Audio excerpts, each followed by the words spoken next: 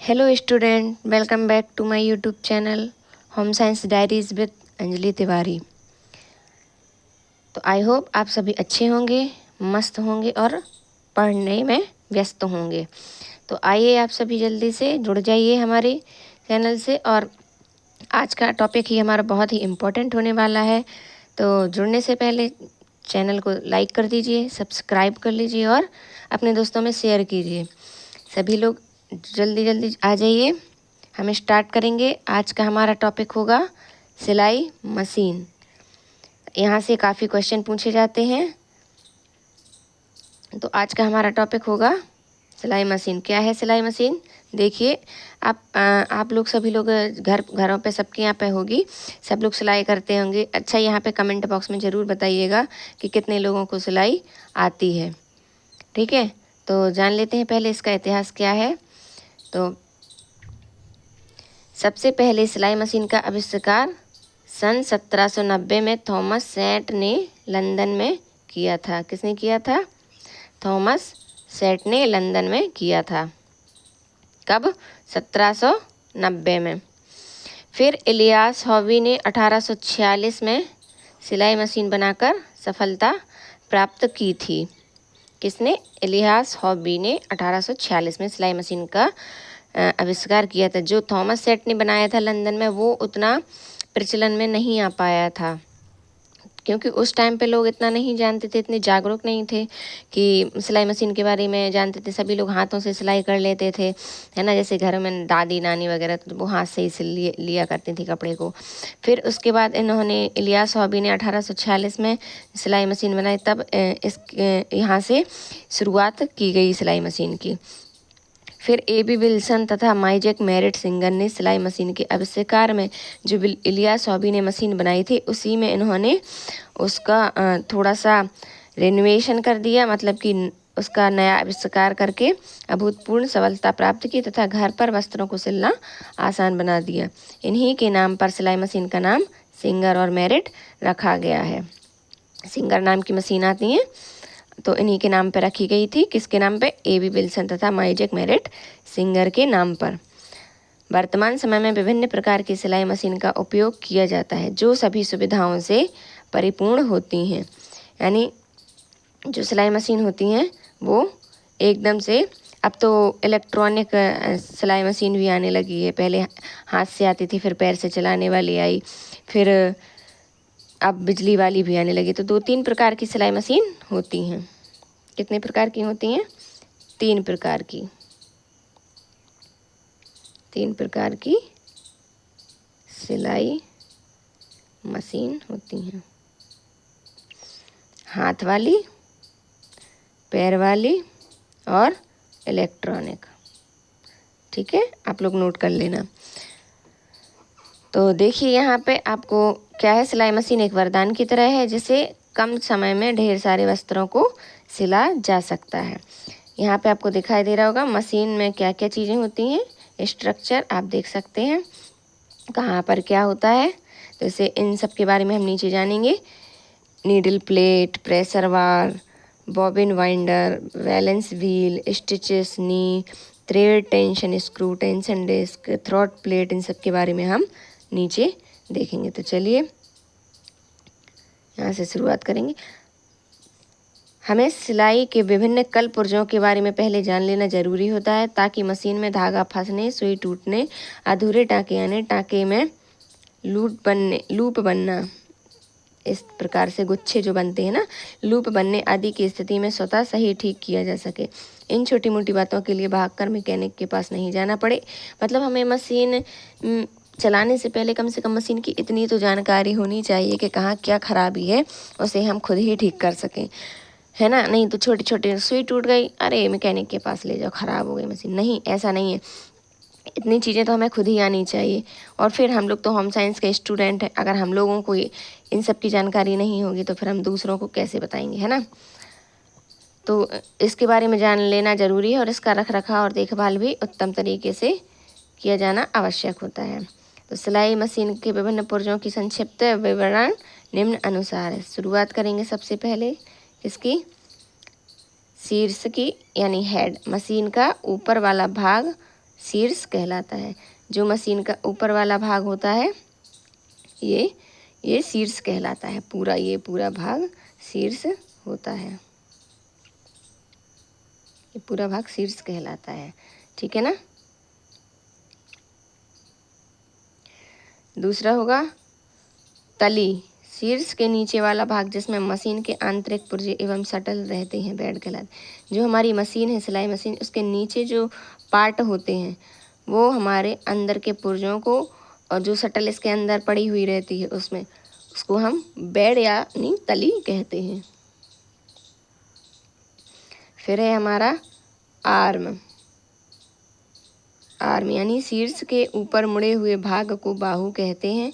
इसी मशीन के ऊपर के समस्त पुर्जे उपलब्ध रहते हैं। जो शीर्ष के ऊपर भाग, मुड़ा हुआ भाग रहता है साइड में, उसे मशीन के ऊपर के जो होते हैं वही समस्त पुर्जे रहते हैं। कहाँ है देखिए एक बार।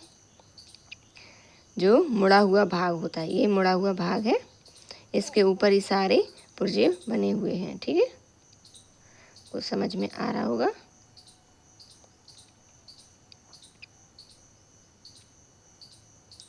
स्पूल पिन क्या है? स्पूल पिन मशीन के ऊपर वाले भाग में लोहे या स्टील की बनी हुई कील नुमा दिखाई दे रही होगी आपको। ये स्पूल पिन कील नुमा जो बनी होती है, गिर्री या 2 पिन लगे होते हैं। इसी पिन में धागे की रील को डालकर कार्य किया जाता है। तो ये आपकी ऊपर मशीन के ऊपर लगाई जाती हैं, इसी में हम धागा लगाते हैं। Pressure foot. प्रेशर फुट क्या है? यह धातु का बना एक पैर है। धातु का बना एक पुर्जा है जिसका आकार पैर की एड़ी की तरह होता है। यह प्रेशर फुट बार से एक स्क्रू की सहायता से जुड़ा रहता है। इसका मुख्य काम कपड़े को दबाकर रखना होता है। फीड डॉग के ऊपर स्थित रहता है। कपड़े पर दबाव डालने के लिए प्रेशर फुट को कपड़े पर गिरा दिया जाता है और फिर कपड़ा हटाने के लिए इसे ऊपर की ओर उठाया जाता है। किस प्रकार से है प्रेशर फुट? ये रहा। इसके जो होता है, यहाँ पर हम इसको ऊपर उठा देते हैं, फिर ऊपर उठाने के बाद यहाँ कपड़ा दबाते हैं। जब कपड़ा दब जाता है, यहाँ पर ये पैर की एड़ी की आकार का है, देखिए, है ना। यहाँ पे इसको उठाते हैं तो कपड़ा दबा देते हैं, और फिर जब कपड़े को निकालना होता है तो इसको ऊपर उठा देते हैं। ठीक है। प्रेशर फुटबार। प्रेशर फुटबार क्या है? यह भी स्टील का बना हुआ होता है। इसकी सहायता से कपड़े को दबाकर सिलाई की जाती है। इसी के ऊपर एक स्क्रू होता है। स्क्रू को कसने पर दबाव बढ़ता है तथा ढीला करने पर दबाव कम होता है। अभी आपने देखा कि जो प्रेशर फुट था उसी के ऊपर एक जो वो लगी हुई थी प्लेट, उसी से दबाकर उसमें सिलाई की जाती है। उसका ऊपर उसमें स्क्रू होता है, एक स्क्रू जो दबाव का बढ़ाता है और दबाव को कम करता है। Pressure foot lifter. Pressure foot bar एक ही लिफ्ट लगा होता है। इसकी सहायता से प्रेशर फुट को उठाया जाता है। जो प्रेशर फुट होता है हमारा, उसमें एक लिफ्ट लगा होता है इस प्रकार का, वहाँ से इसको प्रेशर फुट को उठाया जाता है। नेक्स्ट है हमारा सुई छड़ यानी नीडल बार। यह धातु का बना हुआ था। इसी के निचले भाग में क्लैंप की सहायता से सुई लगाई जाती है। सुई लगाते समय ध्यान रखना चाहिए कि इसका चपटा भाग अंदर की ओर हो तथा गोल भाग बाहर की ओर। इस स्थिति में सुई नहीं लगने पर सुई टूट जाएगी। अगर इसका जो भाग है, जो जैसे हम सुई लगा रहे हैं मशीन में, तो हमें यह देखना चाहिए कि जो इसका भाग है वो चपटा भाग वो अंदर की तरफ होना चाहिए, जो गोल भाग है वो बाहर की तरफ होना चाहिए। अगर ऐसी स्थिति नहीं हुई तो क्या हो सकता है? सुई टूटने का डर रहता है और सुई टूट जाती है। नेक्स्ट, सुई प्लेट। यह स्टील की बनी हुई चमकदार प्लेट होती है। इसी प्लेट में एक छोटा सा छिद्र बना होता है जिसमें से होकर सुई गुजरती है। यह स्टील की बनी एक चमकदार प्लेट होती है जिसमें से होकर सुई गुजरती है तथा बॉबिन के धागे से मिलकर फंदा बनाती है। फीड डॉग इसी में स्थित होता है। जो कपड़े को आगे की ओर खिसकाता है और कपड़े को सिलाई के लिए एक सुंदर सा समतल स्थान उपलब्ध कराता है। जो प्लेट लगी होती है मशीन में, सुई प्लेट,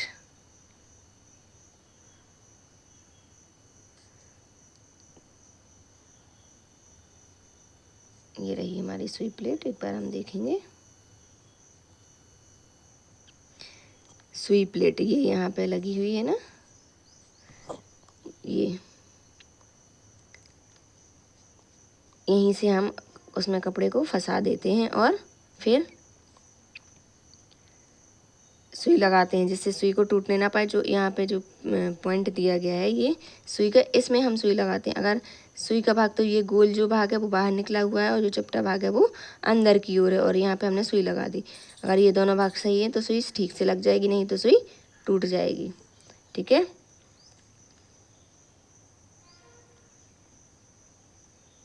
प्रेशर बार देखा था आपने, यहाँ से ये प्रेस देने के लिए ये लगाया था, यहाँ से प्रेस देते हैं तो धागा ऊपर नीचे सुई ऊपर नीचे होती है।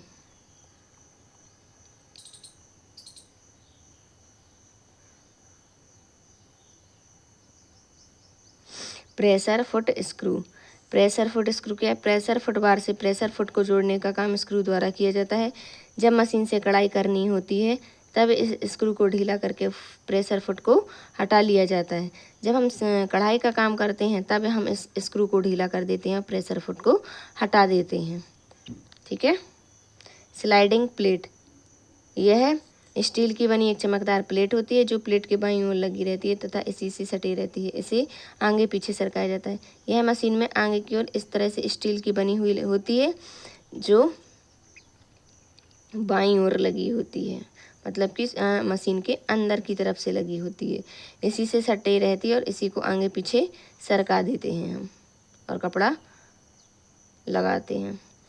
धागा उत्थापक यानी थ्रेड लिफ्टर, क्या है? धागा थ्रेड लिफ्टर की सहायता से रील के धागों को खींचने का काम किया जाता है। जो हमारा धागा लगा रहता है वो थ्रेड लिफ्टर की सहायता से खींचा जाता है, यानी कि मशीन से होते जो धागा खींचते हुए आता है नीचे सुई में, वो किसकी सहायता से आता है? थ्रेड लिफ्टर की सहायता से। आईलेट, आईलेट क्या है? धागा थ्रेड लिफ्टर की सहायता से रील के धागों को खींचने का काम आईलेट द्वारा किया जाता है। धागा तनाव स्क्रू यानी थ्रेड टेंशन स्क्रू क्या होता है? यह पेंच धागे के तनाव को नियंत्रित करता है। इसका संबंध तनाव नियंत्रक होता है, तनाव नियंत्रक होता है।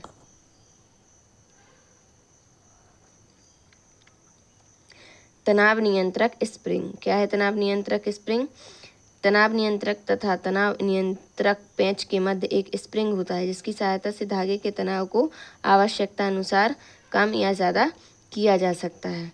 तो जो तनाव नियंत्रक या तनाव नियंत्रक पेंच होता है वो स्प्रिंग की सहायता से होता है। इसमें धागे के तनाव को कम या ज़्यादा हम कर सकते हैं। फिर है तनाव नियंत्रक डिवाइस, तनाव नियंत्रक डिवाइस थ्रेड टेंशन डिवाइस। तो तनाव नियंत्रक डिवाइस सिलाई मशीन का सबसे इम्पोर्टेंट पार्ट होता है। इसे सिलाई मशीन का प्राण भी कहा जाता है। क्या कहा जाता है? सिलाई मशीन का प्राण। इसमें उल्टी ढक्कन की प्रकृति के दो चक्र पीछे की ओर लगे रहते हैं जो आपस में एक चूड़ीदार छड़ से जुड़े रहते हैं। छड़ में एक स्प्रिंग होती है और एक नट लगा हुआ होता है। जो नट होता है वो कसने तथा ढीले करने के से चक्र पर दबाव देता है और सिलाई अच्छी होती है। तो ये क्या है? सिलाई मशीन का प्राण बोला जाएगा। किसको? थ्रेड टेंशन डिवाइस को। थ्रेड गाइड क्या है? थ्रेड गाइड यह केवल एक तार से बना हुआ स्प्रिंग नुमा छिद्र होता है। इस प्रकार से थ्रेड गाइड इस प्रकार से बनी हुई होती है। इसी से निकलकर धागा सुई के छेद में प्रवेश करता है। सुई होती है जो हमारी, उसमें छेद बना हुआ होता है। मैं आपको स्ट्रक्चर के माध्यम से बाद में समझा दूंगी, पहले जो लिखा हुआ है उससे हम समझ लेते हैं, फिर हम आपको स्ट्रक्चर में समझा देंगे ठीक से। ठीक है, यह केवल एक तार से बना हुआ छिद्र होता है। इस प्रकार से यहाँ पे छेद बना होता है सुई में। इसी से धागा जो निकल के जाएगा वो सुई में प्रवेश करेगा। यह धागे को सीधी दिशा में रखने का काम करता है। फीड डॉग क्या है? यह स्टील का बना हुआ एक चमकदार पुर्जा होता है जे इसमें आरी की भांति अनेक दांत होते हैं। यह दांत कपड़े को कसकर पकड़े रहते हैं। इन्हीं के कारण कपड़े में गति आती तथा कपड़ा आगे की ओर खिसकता है। किस प्रकार से? ये देखिए, ये फीड डॉग है, स्टील के आकार का बना हुआ। इसमें ये जो दांतें लगे आरी के हिसाब से ये बने हुए हैं। तो ये फीड क्या कहते हैं? इसको फीड डॉग कहते हैं। इसके कारण क्या होता है? ये जो दांत है इसमें कपड़ा फंस जाता है। फिर जब मशीन को चलाया जाता है तो इसमें गति आती है और कपड़ा अपने आप खिसकता चला जाता है। सुई। सिलाई में उपयोग की जाने वाली सुई हाथ की सुई से सर्वथा भिन्न होती है। हाथ की सुई जो होती है वो यहाँ पर ऊपर छेद होता है, इसमें है ना, नीचे नुकीली होती है, ऊपर छेद होता है। लेकिन इसमें ये एकदम नुकीली होती है और इसमें बीच में यहाँ पे छेद होता है, यहाँ। ठीक है। हाथ की सुई के ठीक विपरीत इस सुई की नोक की बगल में ही धागे पर पिरोने का छिद्र बना होता है। इसी छिद्र में धागा पिरोया जाता है। हाँ, ये ऊपर की शीर्ष पर होता है इसमें छेद, और इसमें सुई की नोक के बगल में ही छेद होता है। इसी में धागा पिरोया जाता है। सुई कसने की पेंच। Needle screw. सुई को कसने के लिए सुई कसने की पेंच का इस्तेमाल किया जाता है। सुई को ऊपर नीचे करने के लिए इसी पेंच का प्रयोग किया जाता है। जो मशीन होती है हमारी, मशीन में नीचे सुई के ऊपर एक पेंच लगा हुआ होता है जो कि सुई को कस के रखता है और ऊपर नीचे करने में हेल्प करता है। टाँका नियामक। Stitch regulator. यह मशीन के दाहिनी ओर होता है। कहाँ पर होता है? दाहिनी ओर होता है। इसकी सहायता से सिलाई के टाँकों की लंबाई को नियंत्रित किया जाता है। सिलाई के टाँके बड़े, छोटे या मध्यम रखे जाते हैं। किस प्रकार से रखे जाते हैं? छोटे, बड़े या मध्यम, तीनों प्रकार से रखे जाते हैं। इसका नियंत्रण इसी तरह नियामक के माध्यम से होता है, यानी स्टिच रेगुलर के माध्यम से होता है। किसका नियंत्रण? टाँकों का नियंत्रण। टाँका नियामक lock screw. Stitches regular lock screw. इसी स्क्रू की सहायता से टाँका लगने की प्रक्रिया को पूर्ण रूप से बंद कर दिया जाता है। जो हम वस्त्र सिल रहे हैं तो उस पर जो टाँका लगाया जा रहा है उसको हम पूर्ण रूप से बंद करने का काम करते हैं। किसके द्वारा? स्टिच रेगुलेटर लॉक स्क्रू के द्वारा। गतिरोधक स्क्रू। स्टॉप मोशन स्क्रू या फ्लाई व्हील के बीच स्थित होता है। इस स्क्रू को ढीला कर देने से मशीन चलना बंद हो जाती है और सिलाई क्रिया खत्म हो जाती है। केवल बॉबिन वाइंडर ही घूमता रहता है। जो हमारी मशीन होती है उसमें जो फ्लाई व्हील होता है, यानी चलाने वाली जो मशीन होती है, इस प्रकार की व्हील लगा होता है उसमें एक स्क्रू होता है। अगर हमने उस स्क्रू को ढीला कर दिया तो मशीन चलना अपने आप बंद हो जाएगी। Bobbin winder. क्या है बॉबिन वाइंडर? यह मशीन के दाहिनी ओर स्थित होती है और इसी की सहायता से मशीन में धागा भरा जाता है। बॉबिन वाइंडर टेंशन एंगल किसे कहते हैं? जो बॉबिन वाइंडर के नीचे ही होता है। बॉबिन वाइंडर में धागा भरते समय धागों के तनाव पर इसका नियंत्रण होता है। यह बॉबिन वाइंडर के नीचे मशीन की सतह पर स्थित होता है। इससे होकर बॉबिन वाइंडर में दिशा दी जाती है। जो आप बॉबिन वाइंडर देख रहे हैं ना,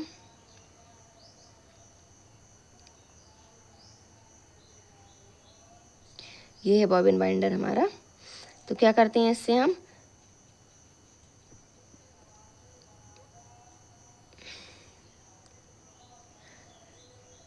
धागा जो नियंत्रण होता है, धागे का तनाव, उसका नियंत्रण होता है। बॉबिन वाइंडर से नीचे मशीन की स्थित होता है। इससे धागा बॉबिन वाइंडर की दिशा में जाता है। रबर रिंग क्या है? यह बॉबिन वाइंडर के बगल में स्थित होती है। जो बॉबिन वाइंडर है उसके बगल में स्थित होती है और यह धागा भरने के लिए बॉबिन वाइंडर में लगाई जाती है तथा प्रेशर फुट को दबा देती है, जिसके कारण इसका संपर्क संतुलन चक्र से होता है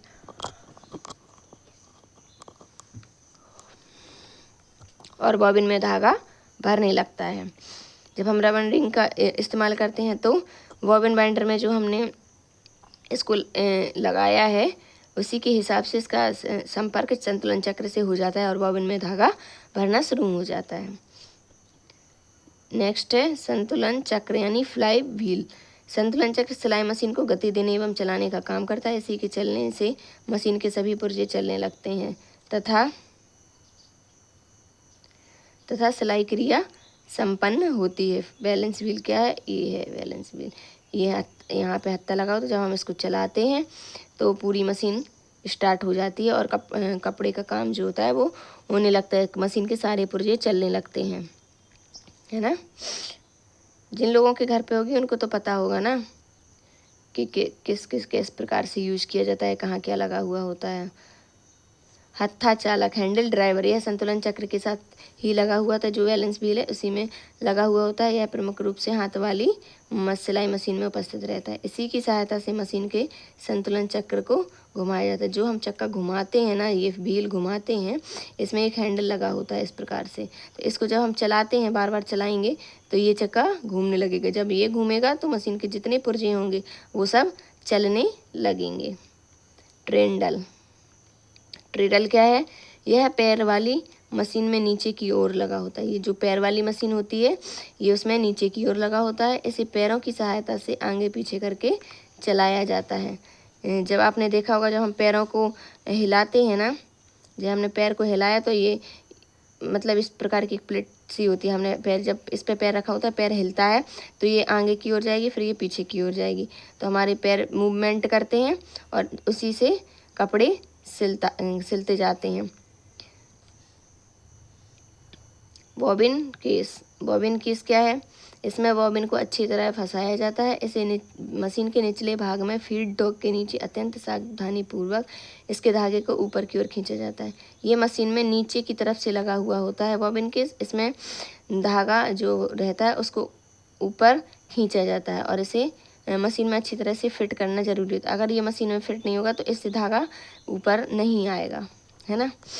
बॉबिन केस के ऊपरी भाग में एक छोटी सी पेंच लगी होती है। इसी पेंच को कसकर या ढीली करके बॉबिन के तनाव को नियंत्रित किया जाता है। बॉबिन क्या है? बॉबिन स्टील का बना हुआ एक चमकदार गोल घूमने वाला छल्ला होता है जिसका दोनों सिरा उभरा हुआ होता है तथा बीच का भाग सकरा होता है। इसी भाग में धागे लपेटे जाते हैं। तो बॉबिन किस प्रकार से होती है? ये रही हमारी बॉबिन हो गई। ये देख रहे होंगे, इसमें धागा किस प्रकार से फंसा हुआ है। इसमें धागा लपेट लिया जाता है। ये किस का बना होता है? स्टील का बना हुआ चमकदार गोल घूमने वाला होता है। ये इसलिए बनाया जाता है, यहाँ इसमें को स्पूल पिन में लगा दिया जाता है। फिर इसमें धीरे धीरे जो बॉबिन वाइंडर होता है उसमें इसको भी लगा देते हैं, जो नीचे से धागा देता है, तो इसको भी फिट किया जाता है। इसमें धागे लपेटने का काम होता है। ड्राइव व्हील, पैर वाली मशीन के संतुलन ड्राइविंग व्हील की सहायता से होता है। इसमें एक बड़ा सा चक्का लगा होता है। इस चक्के का संपर्क एक लोहे के, जो पैर वाली मशीन आप सबने देखी होगी, उसमें बहुत बड़ा एक ऐसा प्रकार का चक्र लगा होता है। उसमें पट्टा एक धागा से लगाते हैं, फिट कर देते हैं, तो हमें हाथ से चलाने की ज़रूरत नहीं रहती। जब हम पैर से मशीन चलाते हैं तो वो बड़ा सा चक्का घूमने लगता है और मशीन चलने लगती है। क्या होता है? किसका बना होता है वो? लोहे का छड़ द्वारा ट्रेडल से जुड़ा रहता है। पैरों के आगे पीछे करने से ट्रेडल भी आगे पीछे घूमता है और ड्राइविंग व्हील भी अपने आप चलने लगता है। ये किस में होता है? पैर वाली मशीन में। ठीक है, क्या होता है? ड्राइविंग व्हील पैर वाली मशीन में होता है। ड्राइविंग बेल्ट, यह कपड़े या चमड़े का बना डोरी होता है जो ड्राइविंग व्हील तथा संतुलन चक्र के बीच संपर्क स्थापित करता है। जब हम जो चक्का होता है वो ऊपर ड्राइविंग व्हील और जो संतुलन चक्र होता है इन दोनों के बीच में फंसा दिया जाता है, ताकि जब मशीन चले तो ये डोरी की सहायता से ड्राइविंग व्हील और जो दोनों हैं वो घूमने लगेंगे और मशीन चलने स्टार्ट हो जाएगी। फिर है विद्युत मोटर एवं एक्सीलेटर। विद्युत मोटर एवं एक्सीलरेटर क्या है? आजकल मशीन बिजली से चलाई जाने लगी है। इसके लिए मशीन में नियंत्रण एक एक्सीलेटर द्वारा होता है तथा इसे पैर से चलाया जाता है। किससे चलाया जाता है? पैर से चलाया जाता है। आजकल मशीन का यूज़ करके से बिजली से चलाई जाने वाली मशीनें आने लगी हैं जो आपका काम आसान बना देती हैं। फिर देखेंगे, तो एक बार हम फिर से पुर्जों को मशीन के माध्यम से देख लेंगे और समझ लेंगे, फिर हम देखेंगे सिलाई मशीन की देखभाल।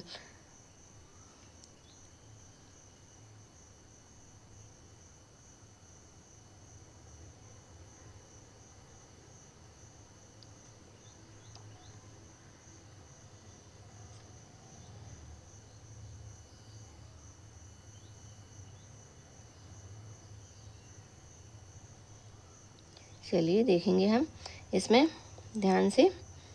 थ्रेड टेकअप लीवर कहाँ है? थ्रेड टेकअप लीवर ये मशीन के ऊपरी सिरे पर शीर्ष पर बना हुआ है। थ्रेड टेकअप लीवर का काम क्या होता है?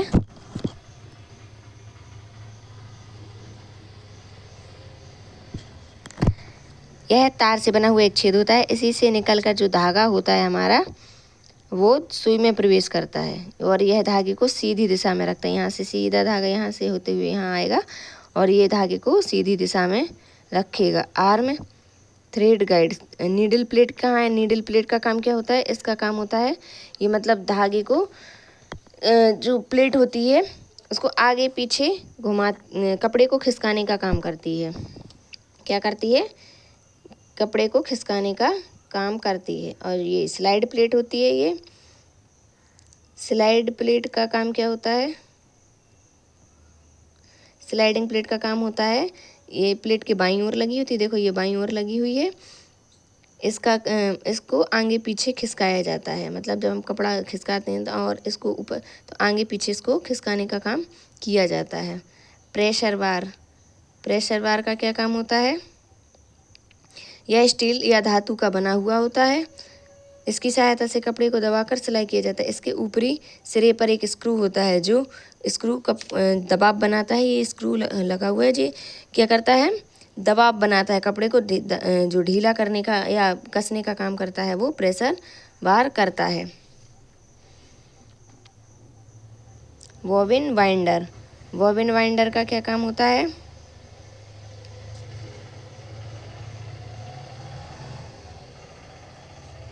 बॉबिन वाइंडर का काम होता है इससे धागा भरा जाता है। कहाँ गया बॉबिन वाइंडर? यहाँ से इसमें जब हम बॉबिन को लगाते हैं और फिर जब मशीन को चलाते हैं तो इसमें धागा अपने आप भरने लगता है। Stitch regulator nose. ये यहाँ पे एक पिन होती है। स्टिच यानी कि जिसको बोलते हैं टॉर्क नियामक लॉक स्क्रू। इससे टाँका लगने को पूर्ण रूप से बंद कर दिया जाता है। जो कपड़े में टाँका लगाया जाता है उसे पूर्ण रूप से बंद कर दिया जाता है। किसकी सहायता से? स्टिच रेगुलेटर नीज की वजह से। ठीक है। Bobbin winder thread guide. ये रहा बॉबिन वाइंडर थ्रेड गाइड। इसका काम क्या होता है? बॉबिन वाइंडर थ्रेड गाइड का काम होता है धागा भरते समय जो धागे पे तनाव नियंत्रण होता है और जो मशीन के नीचे बॉबिन वाइंडर की सतह पर जो स्थित होता है इससे धागा बॉबिन वाइंडर में प्रवेश करता है। क्या करता है? धागा इसमें प्रवेश करता है। Balance wheel. बैलेंस व्हील का काम क्या होता है? बैलेंस व्हील अभी बताया था कि बैलेंस बनाता है। जब भी हम चक्का चलाते हैं तो इसको नियंत्रित करता है और हम स्लो चलाएंगे तो स्लो चलेगी मशीन, हम तेज़ चलाएंगे तो तेज़ चलने लगी। मतलब स्लो या फास्ट दोनों प्रकार से इसको पे नियंत्रण हमारा होता है। किससे? बैलेंस व्हील की सहायता से। ठीक है। Thread take up liver. Thread take up liver का क्या काम होता है? तनाव नियंत्रक डिवाइस का क्या काम होता है? इसका काम ये सबसे महत्वपूर्ण यही है। किसका प्राण है ये? किसका? सिलाई मशीन का प्राण है। इसमें टाँकों की जो एक रूपता होती है वो इसी के माध्यम से आती है। इसमें एक स्प्रिंग और नट लगा होता है। इसमें एक स्प्रिंग और नट लगा होता है जो धागे को ढीला करने या कम करने का काम करता है। Pressure foot. प्रेशर फुट का काम होता है प्रेशर डालना। एक बार ही लिफ्टर लगा होता है। इसकी सहायता से प्रेशर फुट को उठाया या गिराया जाता है। Tension disc. टेंशन डिस्क का क्या काम होता है? यह पेंच धागे के तनाव को नियंत्रित करता है और इसका संबंध किससे? तनाव नियंत्रक से होता है। Arm thread guide. Arm thread guide यहाँ से धागा सीधा नीचे की ओर आता है।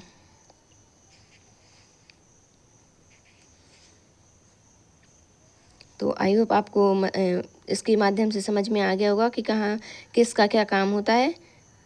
तो अब जानेंगे हम मशीन की देखभाल के बारे में।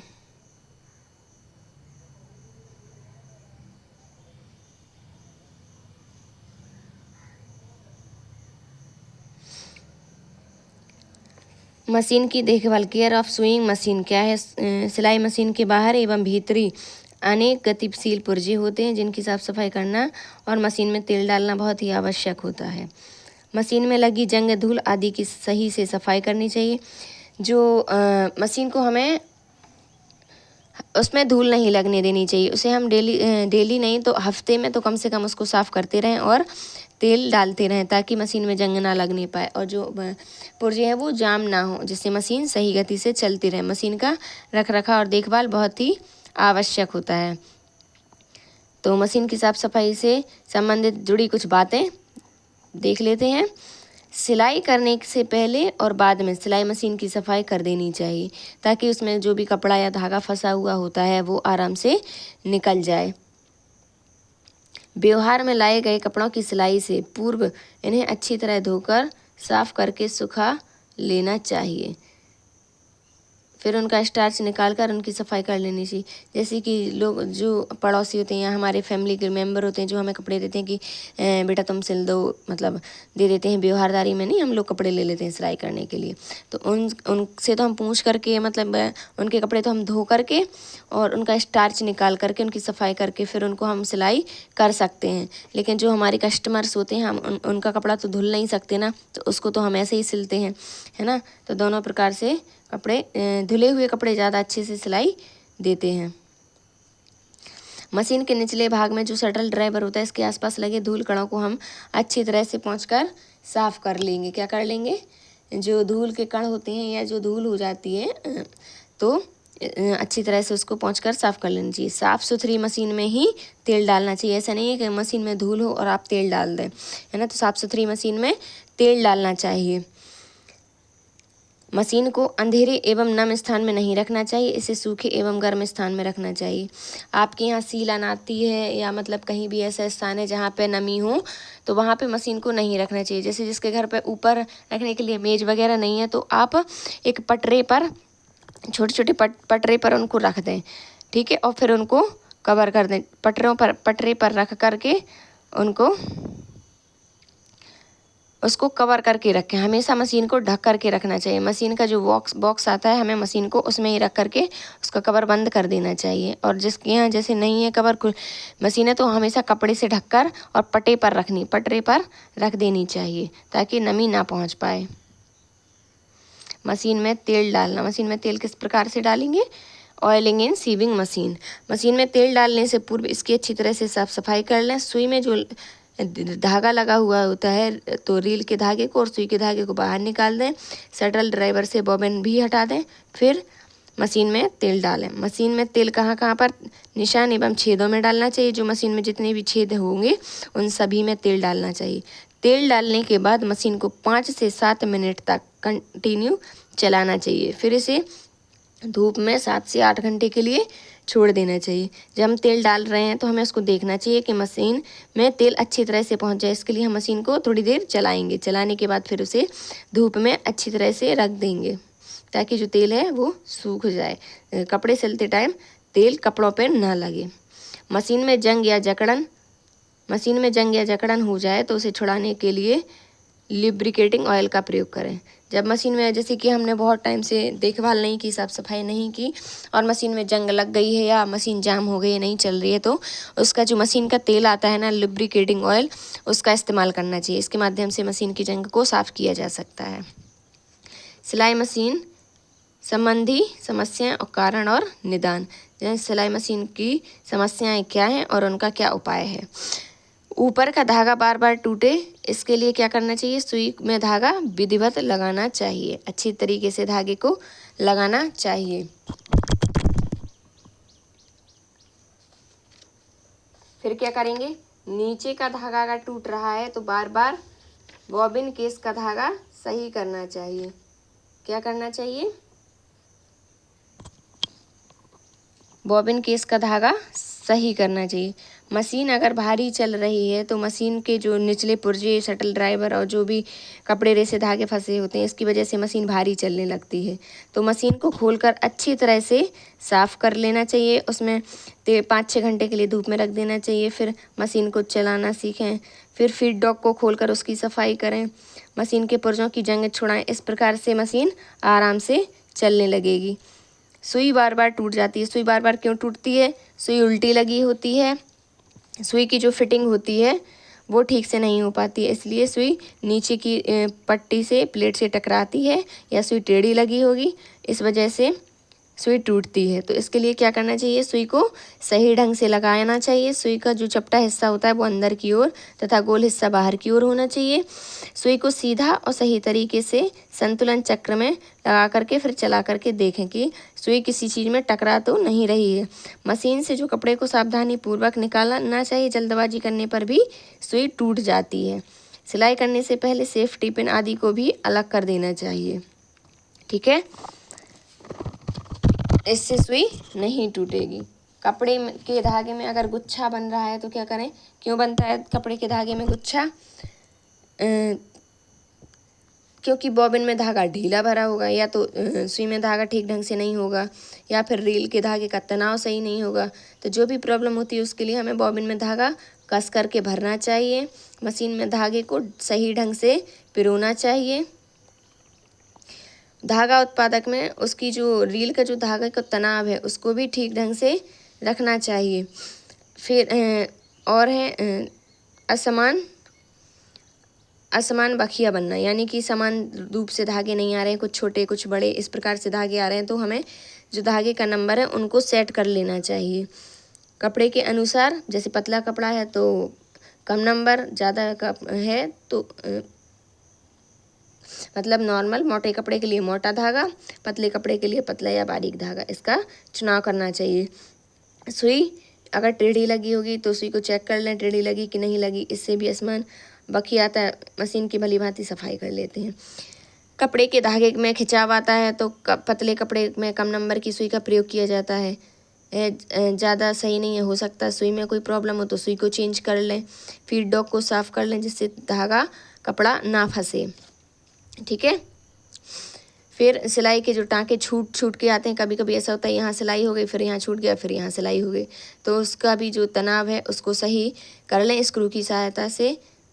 तो अपने आप धागा सही, मतलब जो धागे हैं वो आराम से, सिलाई आराम से आने लगेगी, जो उसमें टाँके नहीं छूटेंगे।